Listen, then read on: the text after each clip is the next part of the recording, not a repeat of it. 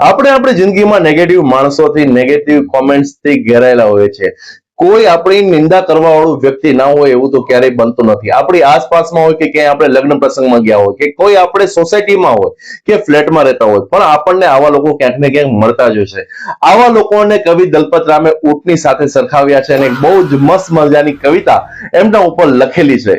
એ કવિતા છે આ રીતની: ઊંટ કહે આ સભામાં વાંકાંગવાળા, ભૂંડા ભૂતળમાં પક્ષીઓને પશુઓ અપાર છે. બગલાની ડોક વાકી, પોપટની ચાંચ વાકી, કૂતરાની પૂંછડીનો વાકો વિસ્તાર છે. વારણની સૂંઢ વાકી, વાઘના છે નખ વાકા, ભેંસને તો શીર વાકા, શિંગડાનો ભાર છે. સાંભળી શિયાળ બોલ્યું, દાખે દલપત રામ, અન્યનું તો એક વાકું, આપના 18 છે. મોકલી દો તમારી આજુબાજુના ઊંટને આ કવિતા.